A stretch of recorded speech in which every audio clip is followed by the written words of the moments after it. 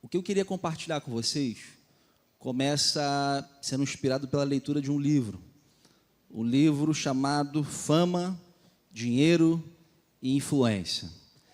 E eu, então, comprei o livro, né? Eu gosto muito de ler livros, leio bastante. Eu comprei esse livro, não imaginava muito bem do que se tratava. Comecei a ler o livro e comecei a ser profundamente confrontado, então, com as histórias, alguns relatos que a Kathleen Beth ela compartilha ali naquele livro, e principalmente com o capítulo final, que foi o capítulo que mais me confrontou, que mais mexeu comigo, e é isso que eu quero tentar aqui compartilhar um pouquinho com você. Eu já li esse livro tem alguns meses, mas isso tem, como eu falei, isso tem crescido no meu coração, porque eu creio que o que essa irmã compartilhou é uma palavra para a igreja, exatamente para esse tempo que a gente está vivendo. Porque a gente está vivendo um tempo diferente, como igreja.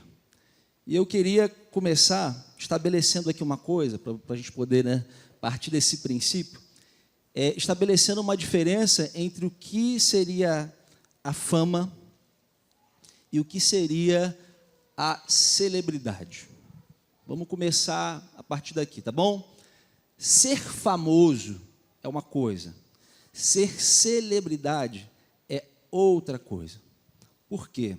Ser famoso por si só não significa algo ruim, tá? Deus ele usou pessoas, que em algum momento se tornaram até muito conhecidas no decorrer da história. Se a gente ler a Bíblia, a gente vai ver pessoas que foram, homens, mulheres, foram conhecidos no seu tempo. Foram famosos. Vocês entendem isso? Então, assim, a fama por si só, ela não é o problema. O problema é exatamente o que a fama, pode gerar, essa relação com a fama pode gerar dentro de cada um de nós. E aqui começa o problema. A palavra celebridade, por definição, ela vem do latim celebritas, que significa multidão, fama, e remonta ao francês arcaico, em que significa rito ou cerimônia, contendo, portanto, uma conotação sagrada e até religiosa. Uma celebridade é simplesmente uma pessoa amplamente celebrada. No entanto, a celebridade, é diferente da fama, e podemos dizer até mais perniciosa, em pelo menos alguns aspectos aí. A Kathleen Beth, no livro, ela vai dizer que a celebridade é poder social sem proximidade. Você compreende o que eu estou falando até aqui?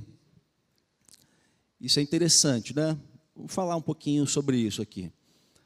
Hoje a gente vive num mundo em que tudo acontece, tudo se desenvolve por meio da internet, correto? Quantos aqui tem Instagram? Levanta a mão. Acho que quase a maioria das pessoas aqui tem, Instagram. O Instagram é uma ferramenta de interação, social, uma rede social, que acho que talvez quando foi criada tinha o objetivo de tentar, aproximar as pessoas. Eu não sei exatamente o que eles queriam, quando criaram o Instagram. Mas, na verdade, hoje o Instagram se tornou uma das maiores ferramentas de venda. Ali você vende produtos, infoprodutos, você vende serviços, você vende tudo no Instagram. E, principalmente, você vende o que no Instagram? Você também se vende. Entenda, eu não estou dizendo que todo mundo que usa o Instagram para se vender. Só que ele se tornou uma ferramenta muito forte de marketing pessoal. E isso começou, a mexer com o imaginário das pessoas. Algumas pessoas, talvez os mais jovens, alguns mais velhos também, tornaram como um objetivo de vida, irmãos. Alguns têm esse objetivo, na vida. Os mais jovens, eu sei que muitos têm isso. O objetivo dessas pessoas é serem o quê? As mais conhecidas possíveis, né, nas redes sociais. Ter o maior número, né, de seguidores lá no Instagram. Porque isso não representa, né, apenas o quê? Ser famoso. Mas se você também tem muitos seguidores nas suas mídias sociais, o que isso também atrai? Atrai o quê? Alguém falou, atrai o quê? Dinheiro. Porque hoje não importa muito se você é famoso, porque de fato você agrega um valor na vida das pessoas. Você pode até ser muito famoso fazendo uma coisa, desculpa a expressão, mas fazendo uma coisa muito idiota. Uma coisa muito boba, uma coisa muito fútil. Uma coisa que não, sabe, não agrega nada. E quando você conquista, né, essa fama na internet e ganha muitos seguidores, isso representa o quê, querido? Isso representa, né, um valor em termos financeiros, né, em termos de dinheiro. E hoje tem o sonho de alguns, né, jovens é ser, sei lá, um digital influencer, né? As pessoas querem, né, fazer alguma coisa. Tem jovens que ficam pensando em uma maneira, né, de, cara, como eu consigo mais seguidores? O que eu preciso fazer, né, para que as pessoas olhem para mim? Como, né, eu posso me tornar alguém relevante? Porque, imagina, fama, dinheiro, gera o quê? Influência. E essas três coisas juntas, elas são o quê? Poder. O poder que essas coisas geram, humanamente falando, né, é um poder inimaginável, né? Humanamente falando, né, talvez seja o máximo daquilo que um ser humano, né, possa conquistar em vida e seja de fato, né, para a maioria das pessoas que não conhecem Jesus, a coisa mais importante que você pode ter na vida. Ser famoso, ser rico e ter influência sobre as pessoas. Porque quando você tem influência, né, quando você influencia as pessoas, você diz para onde, né, elas devem ir, para onde elas devem olhar, o que elas devem comprar, o que elas vão vestir. Isso é um poder muito grande. E os homens, né, desde lá de trás, o ser humano, ele luta pelo quê? Ele luta por poder. As pessoas querem poder. Poder é poder viajar, poder passear, poder comprar uma casa, comprar um carro. As pessoas querem poder fazer aquilo que elas bem entenderem e quiserem no tempo que elas acharem melhor. Como, né, foi aqui falado, acho que há 2 domingos atrás, meu pai estava ministrando exatamente sobre esse assunto. Agora, deixa eu te fazer uma pergunta. Como que isso tem afetado, irmãos, a vida da igreja? Aqui começa o problema. Aqui a gente tem, na verdade, assim, um grande problema. Não importa muito, né, o que as pessoas estão fazendo lá fora, no sentido de como eles querem ser, sei lá, sentir prazer, né, sentir alegria e tal. Essas pessoas não conhecem Jesus, ok? Elas estão, né, seguindo um caminho que o sistema do mundo propôs para elas. Elas estão sendo guiadas por isso, tá? Agora, quando um cristão, quando um discípulo de Jesus, ele começa a ser, né, influenciado por esse sistema e a buscar esse tipo de poder, irmãos, aqui começa um problema. Aqui nós temos um grande problema. Por quê? Porque, né, Nicolau Maquiavel, em seu livro O Príncipe, ele usou uma expressão que ficou muito famosa. Na verdade, ele, né, tornou essa expressão famosa. Essa expressão não é dele, descobri, inclusive pesquisando, que é de um poeta romano. Os fins justificam, né, os meios. E deixa eu te dizer uma coisa, isso não é verdade para nós, tá? Para o mundo, isso pode ser bom. Para o mundo, né, isso é pragmático. Isso, né, é buscar resultado. Não importa o meio que você, né, vai usar para você ser alguém mais feliz, não importa o meio que você vai utilizar para ser alguém mais rico, não importa o meio que você vai utilizar para ser alguém mais influente no mundo. E Maquiavel defendeu bem isso. Olha, os fins justificam os meios. Esse assunto era em relação, né, ao poder, né, do príncipe, em relação ao Estado. Uma questão que envolvia, né, o governo, uma questão de poder. Era, em outras palavras, assim, não importa o que você tenha que fazer para ter poder e, né, governar e estabelecer o seu poder sobre as pessoas. Só que isso, infelizmente, meus irmãos, isso de um tempo para cá, começou também a tomar a igreja. A igreja começou também a ser assaltada, né, por essa cultura maquiavélica, né, de onde surge, né? É de Maquiavel que vem, né, a expressão maquiavélico. E, infelizmente, irmãos, nós já, né, nos envolvemos com isso tudo também, de alguma forma. Hoje, o que nós vemos é uma cultura, né, da celebridade instaurada no meio da igreja. Historicamente falando, quem deu início a isso foi um homem que foi uma bênção. Ele foi uma bênção mesmo. Tá? Não estou aqui para falar mal desse irmão, da imagem dele. Ele é um homem até onde a gente sabe, ninguém pegou nenhum tipo de escândalo sobre ele. O nome desse homem é Billy Graham. Todo mundo aqui conhece Billy Graham, não conhece Billy Graham? Já ouviu falar de Billy Graham uma vez? Esse homem, sem saber do que estava de repente fazendo, ele, né, iniciou um processo de levar a igreja para uma cultura de celebridade. Por quê, irmãos? E aí entendam, não é a culpa do Billy, mas é, né, talvez a culpa daqueles que acharam que a solução do mundo era, né, ter um ministério igual a do Billy Graham. Que todos deveriam ser um Billy Graham, que todo mundo agora eu quero ser um ministro de sucesso, o caminho é ser um Billy Graham. Não, irmãos, ser um Billy Graham, isso não é para qualquer um. Ser um Billy Graham é, de fato, para alguém que Deus, né, escolheu para receber, é um encargo muito específico. Mas, infelizmente, naquele período, né, nos Estados Unidos, esse movimento começou muito forte. Alguns pastores na época começaram a medir e entender que o sucesso era, né, ser um Billy Graham. Por que ser um Billy Graham? Porque Billy Graham foi um homem, né, que acessou a todos. Billy Graham estava na rádio, na televisão, Billy Graham esteve com presidentes, com pessoas famosas, né, com artistas, com pessoas de Hollywood. Billy Graham circulou em todos os meios aí da sociedade falando de Jesus. Isso foi bom? Eu creio que sim. Foi totalmente bom? Não sei, eu acho que isso gerou, né, algo diferente na cabeça das pessoas. E eu te pergunto, você vê isso na vida da igreja hoje?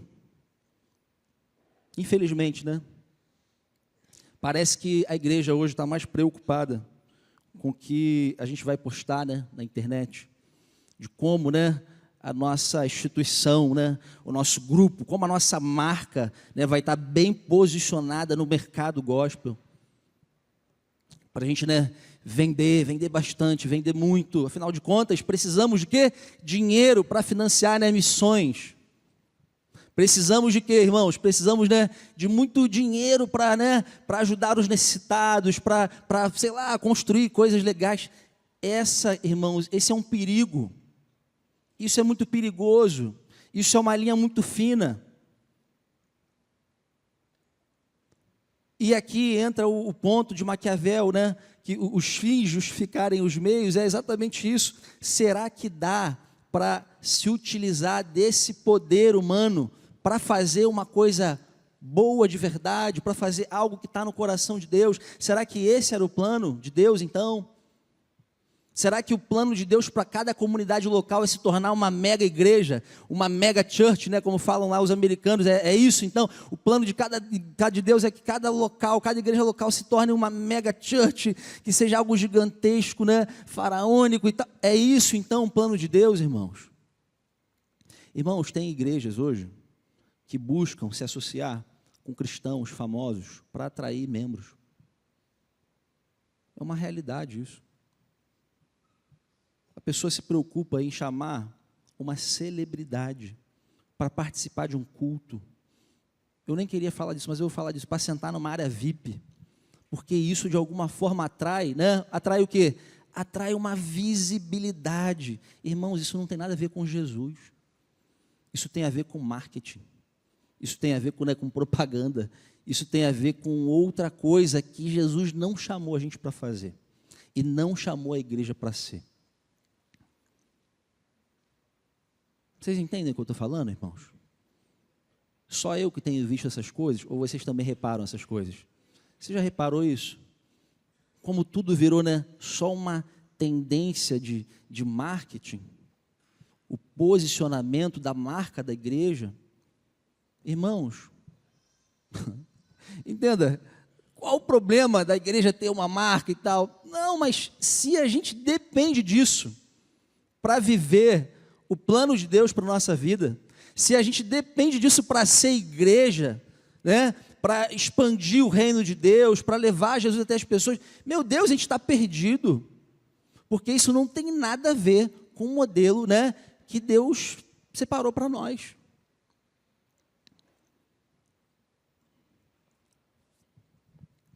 Que modelo a gente tem? O modelo que Deus deixou para a gente é o modelo de Jesus. Você crê nisso? Cristo é o nosso modelo em todas as coisas, em todas as áreas, em tudo. E tudo que você quiser fazer na vida, olhe para Cristo.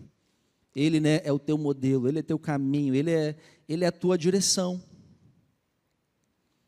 E eu te faço uma pergunta: como Jesus lidou com o poder humano? Como Jesus lidou com isso? Jesus lidou com isso? Uma pergunta, né? Você acha que Jesus teve que lidar com esse tipo de situação? Ou não? Ah, não, na época de Jesus, 2000 anos atrás, não era assim. Irmãos, isso sempre teve lá no coração do homem. O homem sempre quis, de alguma forma, né, ser visto, aparecer, ser importante, ser relevante. Isso sempre existiu. E nos dias de Jesus não era diferente. Havia muita gente querendo, né, aparecer. Muita gente querendo, né, o seu lugar ao sol ali, né? Estou aqui, olhem para mim.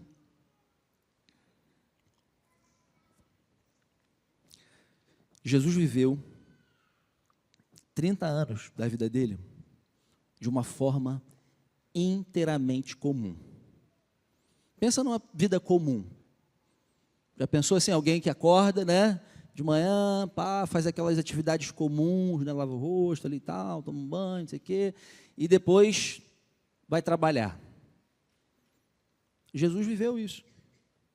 Jesus fez isso. Durante 30 anos, Jesus teve uma vida, né, comum, normal. E eu te pergunto, qual o sentido que isso tem? O que Jesus estava querendo ensinar para a gente ao viver, né, de 33 anos de vida? A grande parte dessa vida foi vivida de uma maneira, né, comum. Não chamava atenção da maneira que ele chamou, né, quando iniciou o ministério dele, que durou cerca de 3 anos, né? Irmãos, o que Jesus fez era contrário a tudo aquilo que nós buscamos hoje. Tudo.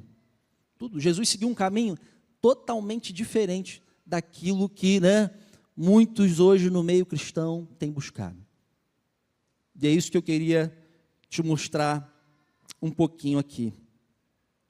A começar por um aspecto hoje da estética, né, do embelezamento, que é uma coisa, né, que é totalmente vaidade, que muitas pessoas buscam nos dias de hoje. As pessoas, né, hoje em dia têm uma preocupação muito grande, né, em envelhecer, né, em lidar com as ruguinhas, né, os cabelos brancos. Eu comecei a ficar careca, irmãos, eu tenho 35 anos de idade, o cabelinho aqui atrás começou a cair. Você sabe desse assunto, né, Robson? E entenda assim, de verdade, irmãos, eu não quero ficar preocupado com isso. Eu não quero me preocupar com as rugas no meu rosto. Eu não quero me preocupar com se meu cabelo, né, vai cair ou não, se vai ficar branco. Eu não quero, eu não tenho que me preocupar, eu não devo ter que me preocupar com essas coisas. Porque além de ser uma perda de tempo muito grande, né, de tempo, de dinheiro, né, de tanta coisa que a gente faz para tentar ficar, sei lá, mais bonito, né, porque até isso é uma forma, né, irmãos, de chamar uma atenção, né, de sermos atraentes. É isso que se vende nas mídias. Ficar postando coisa feia na internet não dá like, gente.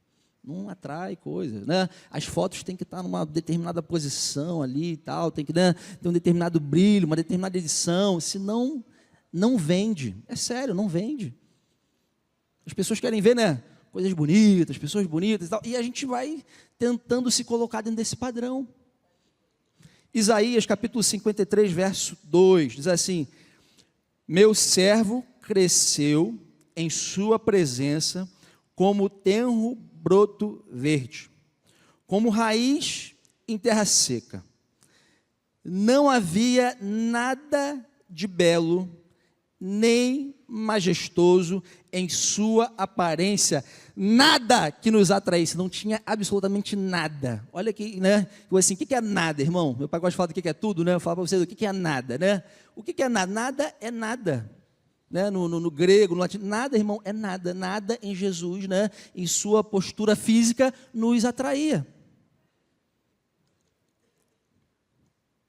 Você sabe qual era a altura de Jesus? Quem já fez essa pergunta?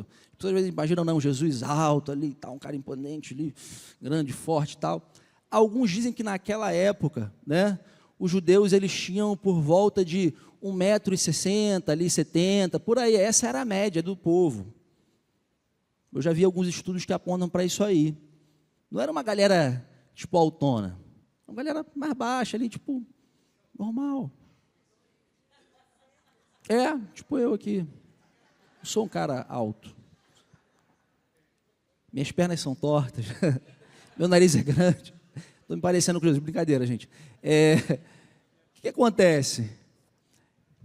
Isso é interessante, irmãos, porque Jesus poderia ter vindo, né? De que maneira? Ele poderia ter vindo, né? Com seus cabelos loiros, né? Arrepiados, voaçando no vento, olhos azuis, né? Aquela pele morena, forte e tal. Mas ele não veio assim. Ele veio de uma forma que não gerava nenhum tipo de atração assim para ele. Você passaria por Jesus e olhar e falar assim, cara, está ali uma pessoa comum, está ali passando um homem totalmente comum, normal. Eu olho para ele e não fica me dando vontade, né, de olhar para ele de novo, porque passou ali, passou uma pessoa comum, normal. É isso. Assim era Jesus. Entende? O poder do ministério de Jesus, ele era de natureza totalmente, irmãos, espiritual. Tudo era espiritual, tá? Jesus com certeza sabia que o poder aqui da terra, ele poderia ser utilizado para uma coisa boa, mas Jesus, ele não quis esse caminho, ele não escolheu esse caminho. Tem um homem chamado Henry Nouwen, se você puder ler a literatura desse homem, é altamente recomendável, tá? Espaço para Deus, Em Nome de Jesus e outros aí que você vai achar. Meu amigo, pensa num irmão que abençoa muito. Já me abençoou pra caramba. E ele fala algo muito interessante sobre a tentação de Jesus no deserto, e eu queria que você refletisse sobre isso. Ele diz que a tentação de Jesus no deserto tem um aspecto um pouco além daquilo que a gente costuma ver, né? Então ele diz o seguinte, ele fala que a primeira tentação que Jesus passou, de transformar, né, pedras em pão, na verdade era a tentação de ser relevante, né? não era só para produzir pão para si mesmo, mas para produzir pão para uma massa, né, necessitada, que passava fome, né? Então, se ele poderia, com certeza devia haver um monte de pedras ali naquela região, e se ele pudesse transformar tudo aquilo em pão e dar para as pessoas que não tinham o que comer, eu te pergunto, isso é relevante, né? Correto? É uma coisa relevante. Mas ele não fez isso. A outra tentação de Jesus foi de se atirar do ponto mais alto do templo. Você lembra disso? Se atira de lá e faz o quê? Qual foi a proposta do diabo, né? E dá a ordem lá aos anjos para, de alguma forma, né, quando você estiver, né, caindo de lá de cima, os anjos vão vir e vão te segurar e você não vai se machucar. Henry Nouwen fala que essa seria a tentação de ser alguém espetacular. Alguém, né, que entretém o povo, que entretém a massa, né, que chega de helicóptero, né, que estende o tapete vermelho e que chama a atenção, que faz uma mágica, faz o negócio desaparecer, né, e tira o coelho da cartola, e sei lá mais o que você pode fazer, né, para ser alguém que atrai a visão das pessoas. A terceira tentação que Jesus passou foi de se curvar. Você lembra disso? Se curva aqui, adora aqui e tal. E é o seguinte, olha, tudo isso aqui, tu vai governar sobre tudo isso aqui. Tudo isso aqui é teu. Mostrou, né, os reinos, olha, tudo isso aqui vai ser teu. Você só se prostrar aqui e... Eu te pergunto, havia alguém melhor do que Jesus para governar os reinos?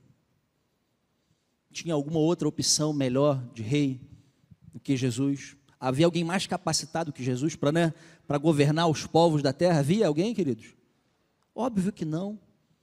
E com certeza, ele sabia disso. A proposta, inclusive, né, de Jesus envolve isso desde o início. Porém, não naquele tempo, não naquela hora, né, não daquele jeito. Ele não precisava, né, cair naquele joguinho, naquela armadilha, não seria daquele jeito. Jesus, né, iria governar, mas não seria daquela forma. Ele não se rendeu ao poder humano. Ele não se rendeu à tentação de fazer algo bom, só que pelo caminho errado. Jesus não é Maquiavel. Jesus é Jesus, pô, é o Rei dos Reis, Senhor dos Senhores, é outra proposta, é outro caminho, é outra direção. Ele seguiu um outro caminho diferente. E qual foi o caminho que Jesus seguiu? Olha, Jesus começou o ministério dele tarde demais. Críticas, né? A parte crítica aqui, o ministério, vou fazer a crítica, a análise crítica aqui, tá? Ele começou tarde demais, irmãos. Puxa vida. Se Jesus tivesse começado ali, de repente, os seus, né, 12 anos já estava lá no templo, ensinando, ele poderia ter começado com uns 13, 14 anos, de repente teria, né, conseguido fazer mais coisas, sei lá, saído de repente daquela região, né, ido para outros lugares, sei lá, chegar até Roma, feito muito mais coisa. Já parou a pensar nisso? Eu já parei a pensar nessa loucura já. Mas ele não fez, né? Se limitou. Alguém pode achar que Jesus até desperdiçou, né? Pô, que desperdício. Jesus andava com gente que não é que ajudava a imagem dele, não. Pelo contrário, Jesus andava com gente que prejudicava a imagem dele. Já parou a pensar nisso? Jesus andava com gente muito ruim, gente. Era cobrador de imposto, né? Era prostituta, era beberrão, era um monte de gente complicada, meu irmão, num tempo complicado. Irmão, olha, pior é pensar, se hoje já é complicado lidar com determinado tipo de gente, imagina naquela época. Naquela época deveria ser, né, um negócio talvez até pior. E Jesus, né, parabéns, cara, Jesus veio num tempo, gente, irmãos, meu Deus, eu fico pensando nisso às vezes. Jesus veio num tempo em que o mundo ainda, né, precisava desenvolver muito para chegar, né, na metade daquilo que a gente tem hoje.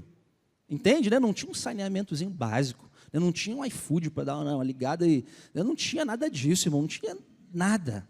tecnologia era tudo zerado. E ainda por cima, ele anda com gente que atrapalha.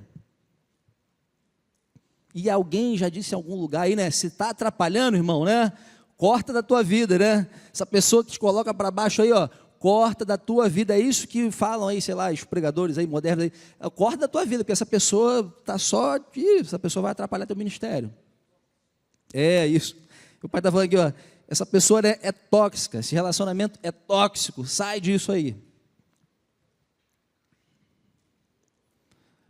Agora, deixa eu te fazer uma pergunta. Você acha que os discípulos, eles eram pessoas assim interessantes? Pensa assim nos 12 que Jesus escolheu. Sério, para assim, pensa, valia. Eram pessoas interessantes? Eram pessoas... Vai abrir? Obrigado. Eram pessoas que falassem, cara, era com certeza o tipo de gente, né, maneira para se andar.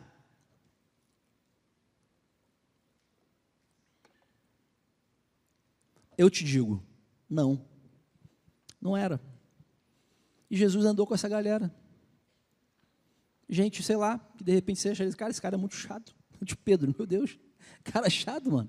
Toda hora eu estou tentando aqui ensinar, eu falo um negócio, o cara vem aí, né, e fala umas coisas que não tem nada a ver, eu tenho que ficar corrigindo ele, né, aí ele vai, empresta a boca para o diabo, tem que falar, reda Satanás, imagina, cara, gente chata, cara, toda hora tem que ficar aqui, né, corrigindo, ei, Senhor, né, tem uma vaga lá no teu reino, para te sentar do teu lado, cara, não, vocês não entenderam nada, não é sobre, sabe, toda hora, mas, gente, sério, para pensar no que é Deus convivendo com a gente.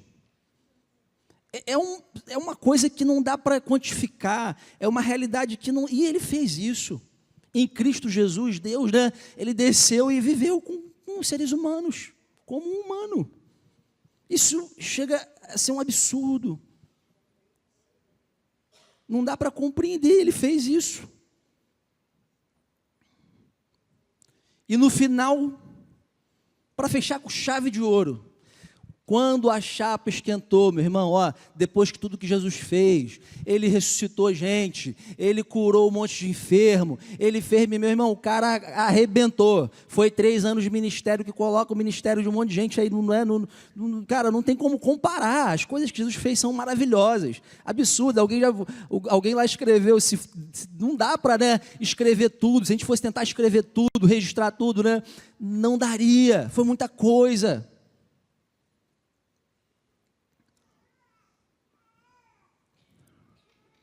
Sabe como é que foi o final? Ele foi abandonado por todo mundo que estava perto dele. Essa galera aí, os amigos, né, os parças ali de Jesus, todo mundo foi embora.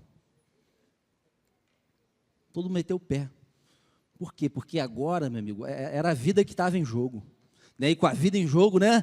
Alguém já falou, não, quando o tema é a vida, aí o ser humano se transforma, né? Aí vira bicho. E infelizmente, né, parece que quando o tema assim, né, é vida e morte, as pessoas, né, de verdade se colocam numa situação complicada.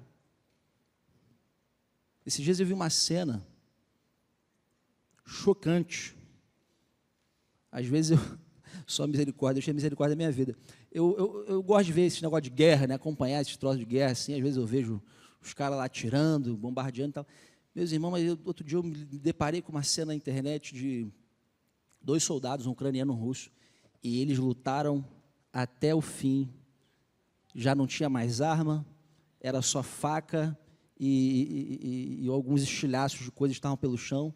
Eles lutaram até o final.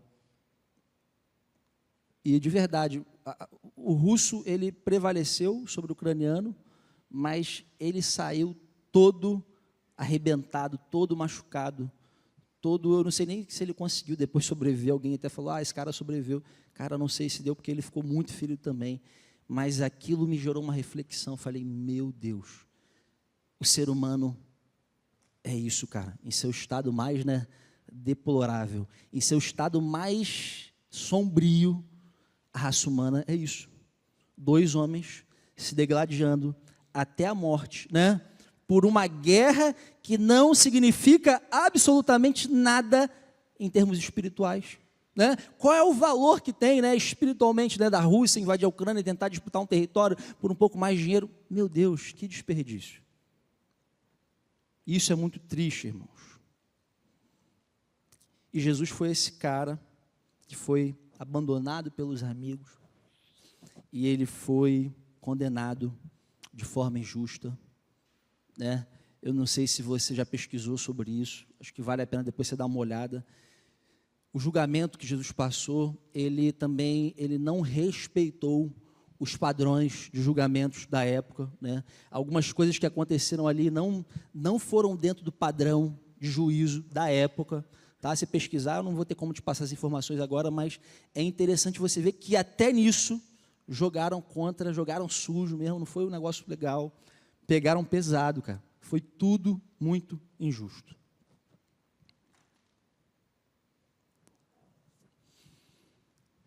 Esse é Jesus, seguindo um caminho totalmente contrário. Enquanto a igreja luta por poder, ministros lutando por poder, por fama, por dinheiro, por influência, Jesus está, abrindo mão dessas coisas, seguindo um caminho contrário. Em alguns momentos, quando a multidão vinha sobre ele, o apertava, ele se retirava para lugares solitários, para quê? Para buscar o Pai, para orar. Ele em algum momento executava, milagres, falava assim, cara, não fala não fica falando isso não. E as pessoas, acabavam falando. Gente, para pensar, ele não estava fazendo nenhuma questão nesse sentido, de ser essa celebridade e tal. Não. Jesus seguiu um caminho contrário, um caminho de quebrantamento, de humildade, um caminho de morte. Muitas igrejas já não falam mais sobre isso. Muitas igrejas deixaram de pregar a cruz de Jesus.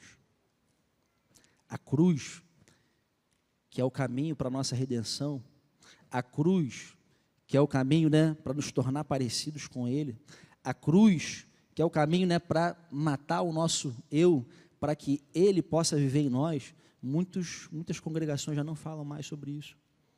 Sabe por quê? Porque isso não vende. Isso não vende, irmão.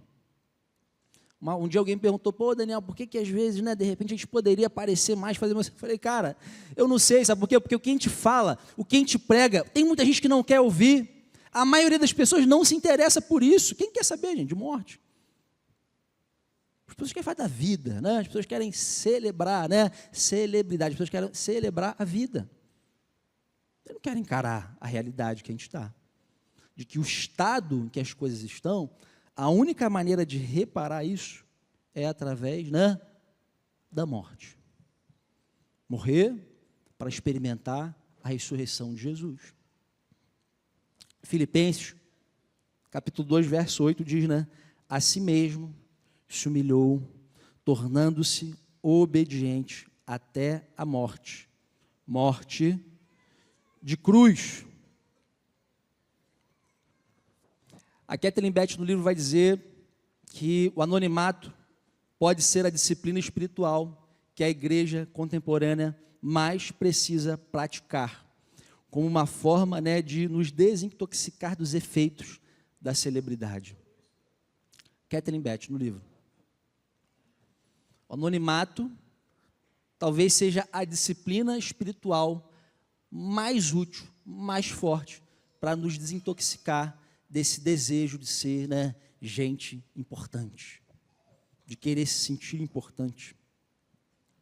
E ela segue dizendo, devemos praticar a proximidade e valorizar relacionamentos de carne e osso, relacionamentos capazes de expor as nossas falhas, porque é isso que acontece quando a gente vive como celebridade. A celebridade, que é esse poder, essa influência, sem proximidade, gera uma relação muito estranha, queridos. Porque, ao mesmo tempo que você se sente próximo daquela celebridade, porque ela postou lá, hoje eu acordei, estou aqui, nessa ilha aqui, estou em Fernando de Noronha, vou nadar agora, olha os peixinhos aqui, agora eu estou almoçando aqui, nesse restaurante aqui, o prato mais barato é R$2.500 e tal. E o que acontece, gente? Parece que você, é próximo daquela pessoa, né? Parece que você está andando, cara, do ladinho. Nossa, eu tenho maior intimidade, né? Com fulano. Não, querido, aquilo ali que ele coloca ali, tá? É só uma pequena parte bacana da vida, tá? Porque a realidade não é mostrada. Pode ter certeza do que eu estou te falando. Quando está chorando, quando está em crise, né? Isso não vai aparecer. E aí, olha que doideira. A gente se apaixona por um fake. A gente se apaixona por algo que é falso. Mas por quê?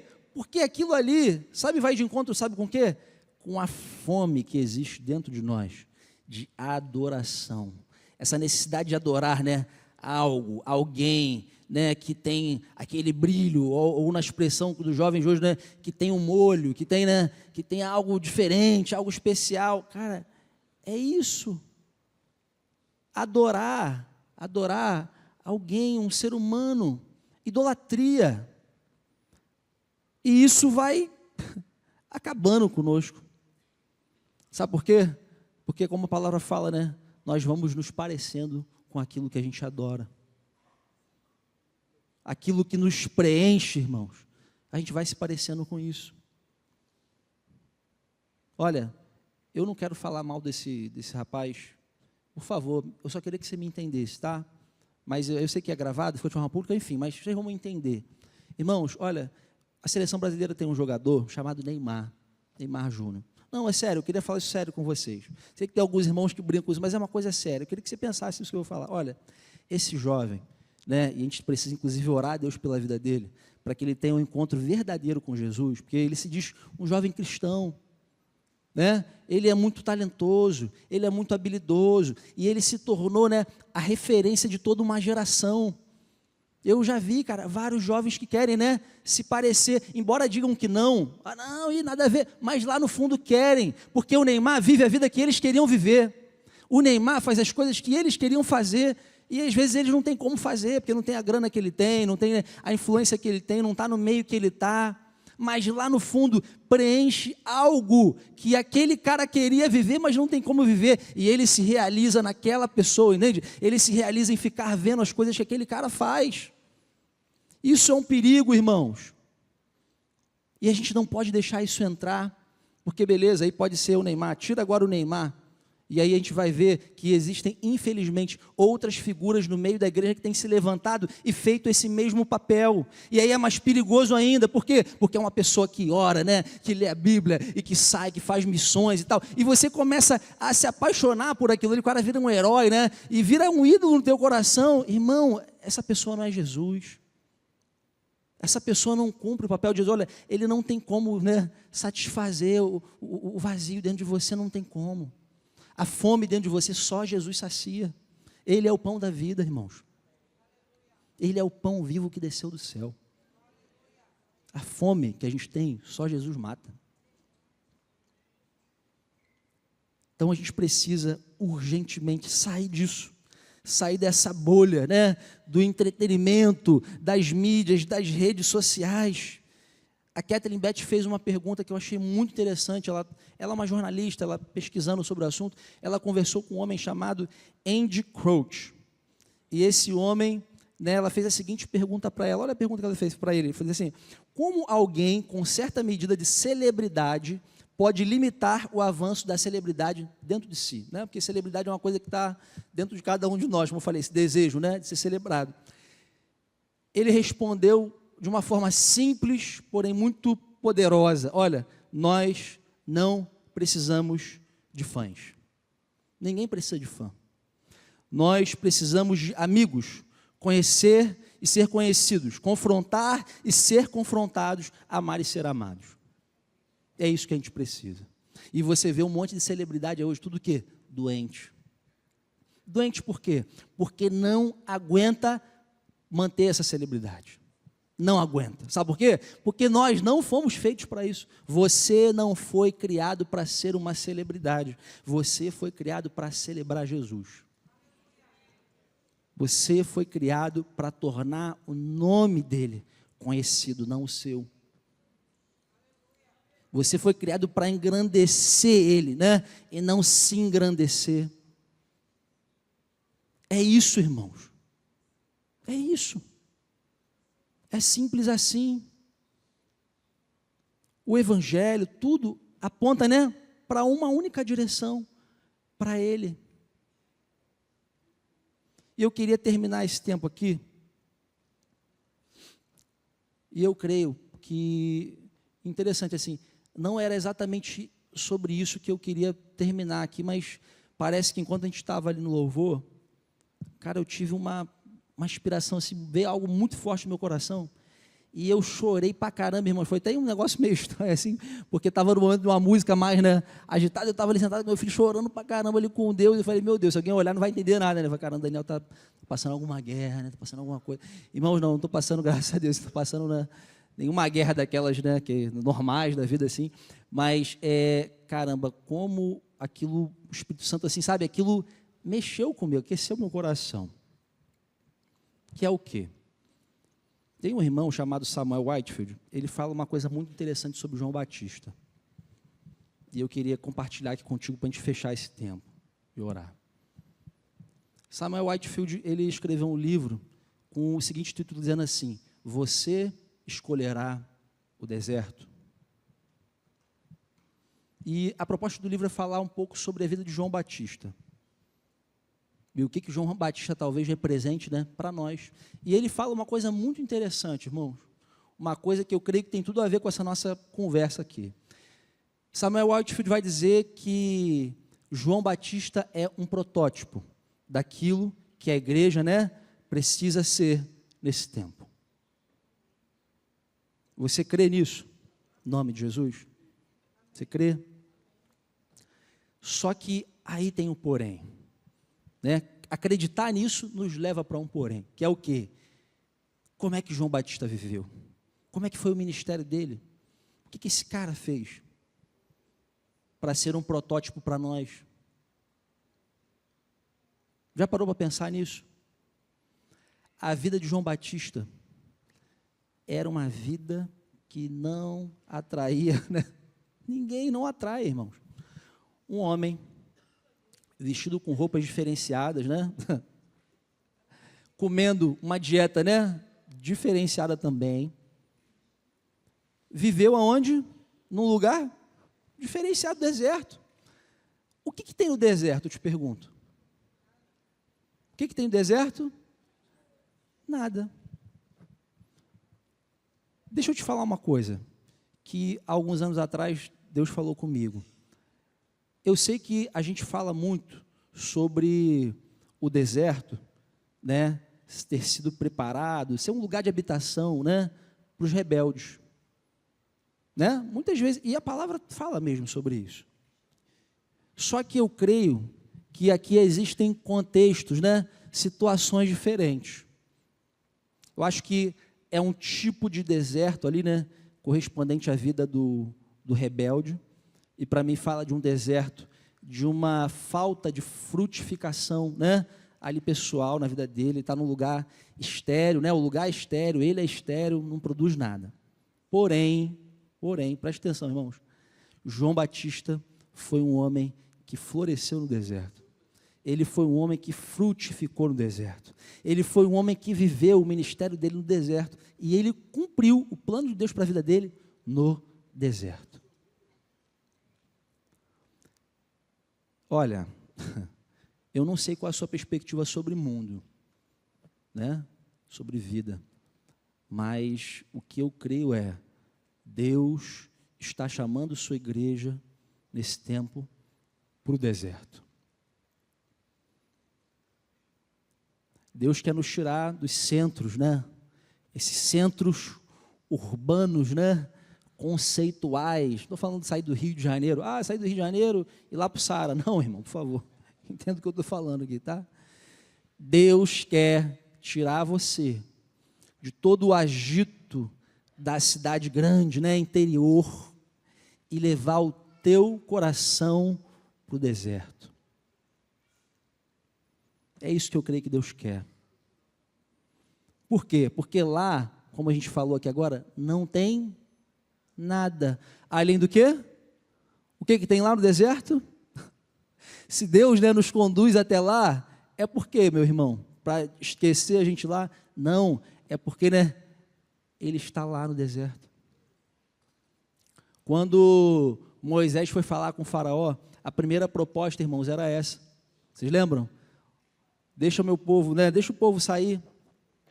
Eles vão lá no deserto celebrar.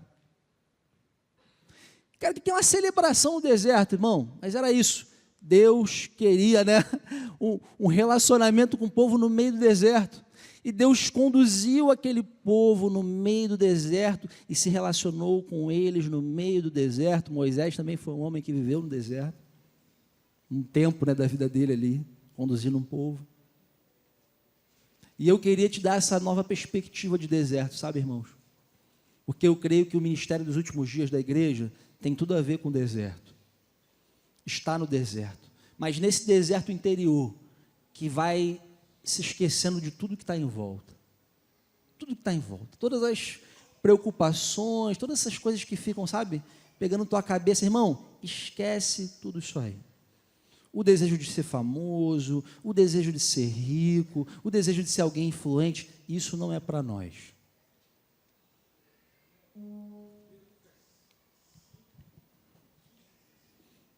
Lucas o quê? Opa, recebi uma dica aqui, irmãos. Vamos pegar a dica aqui. Vamos pegar aqui. Lucas 5, 15, 16. Mas as notícias a seu respeito se espalhavam ainda mais, e grandes multidões vinham para ouvi-lo e para ser curado de suas enfermidades. Ele, porém, se retirava para lugares isolados, a fim de orar. Foi aquilo que eu citei aqui. 5, na NAA, né? Porém, o que se dizia a seu respeito, né, a respeito de Jesus, se espalhava cada vez mais, e grandes multidões afluíam para ouvir e para serem curadas de suas enfermidades. Jesus, porém, se retirava para lugares solitários e orava. Agora eu queria ler com vocês Lucas capítulo 1, verso 13. E diz assim: o anjo, porém, lhe disse: não tenha medo, Zacarias, sua oração foi ouvida. Isabel, sua esposa, lhe dará um filho, e você o chamará João. Você terá grande satisfação e alegria, e muitos se alegrarão com o nascimento do menino, pois ele será grande aos olhos do Senhor. Nunca tomará vinho nem outra bebida forte, será cheio do Espírito Santo antes mesmo de nascer, será um homem com o espírito e o poder de Elias, e preparará o povo para a vinda do Senhor, fará o coração dos pais voltar para seus filhos, e levará os rebeldes a aceitarem a sabedoria dos justos. Lucas 3, verso 4, diz assim: o profeta Isaías se referia a João, quando escreveu em seu livro: ele é uma voz que clama no deserto, preparem o caminho para a vinda do Senhor, abram uma estrada para ele, os vales serão aterrados, os montes e colinas nivelados, as curvas serão endireitadas, e os lugares acidentados aplanados. Então todos verão a salvação enviada por Deus. Meus irmãos, nós fomos chamados para isso. Queria que você se colocasse de pé, onde você está aí. E foi o que eu falei para você: olha, eu tive uma convicção muito forte no meu espírito, de que de fato Deus, Ele queria chamar a tua atenção nessa manhã para esse assunto. Por que eu estou te falando isso? Porque essa, irmãos, é a guerra de todos nós. Essa luta não é de um, de dois, de três. Essa é a luta do ser humano. O ser humano luta, né, para ser lembrado, para ser célebre, para ser importante, para ser relevante. Mas, queridos, em nome de Jesus, esse não é o nosso chamado. Nós fomos chamados para adorar o Senhor e nos relacionar com Ele.